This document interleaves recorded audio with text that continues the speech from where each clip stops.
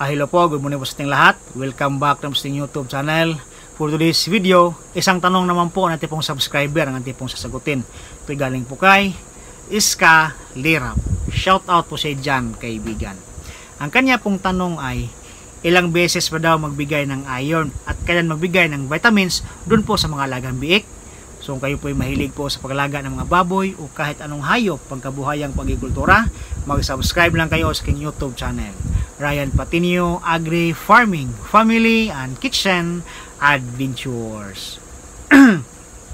So ngayong umaga po mga kaibigan, atin pong pag-uusapan yung pagbigay ng iron supplements at saka vitamin supplements doon po sa ating mga alagang biik. Dito po sa aking backyard farm, usually po, ako po yung nagbibigay ng mga supplements na yan doon po sa aking mga biik at 3 days po after po silang ipinanganak.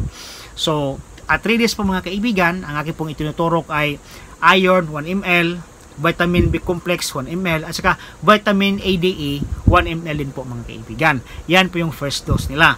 Then, yung second dose naman po ay after 15 days. So, ganun pa rin, iron 1 ml, vitamin ADE 1 ml, vitamin B complex 1 ml din po mga kaibigan. So, after 10 days, o doon po pag abot po ng 25 days or 5 days bago walay, ako rin po ay nagbibigay na naman po ng iron 1 ml din, vitamin B complex 1 ml, vitamin ADE 1 ml din po mga kaibigan. Akin po yung ibinibigay 5 days bago walay para yung biik po pagdating ng walay po ay hindi po sila makaka-encounter ng post-weaning complication.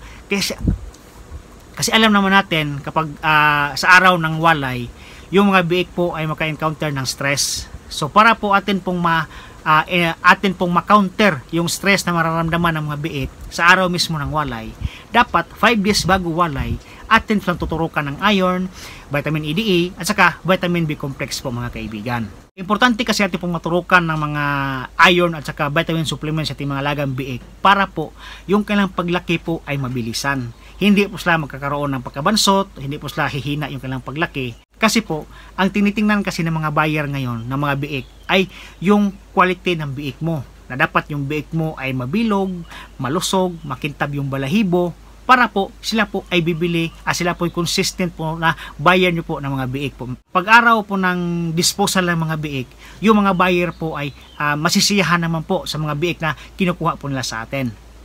Isang linggo pagkatapos sa pangwalay po mga kaibigan, ako po ay nagbibigay naman po uli ng vitamin B complex 2 ml, vitamin ADE 2 ml din po mga kaibigan. Yung iron po ay hindi ko po binibigay yung iron. Yung iron lang po ay binibigay ko lang habang sila po dumidede pa lang. Pero after walay ay hindi ko po ako nagbibigay ng iron sa kanila. Kasi po malalakas na po silang kumain. So ang binibigay ko lang, ayun lang po, vitamin B complex at saka vitamin ADE 2 ml din po mga kaibigan.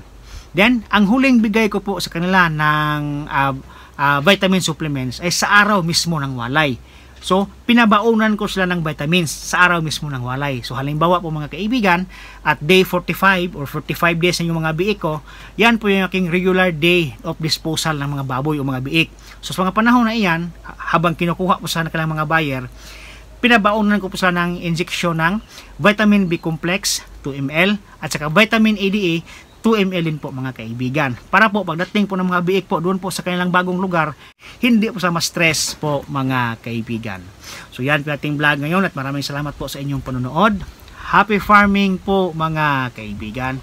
See you next time. Bye-bye.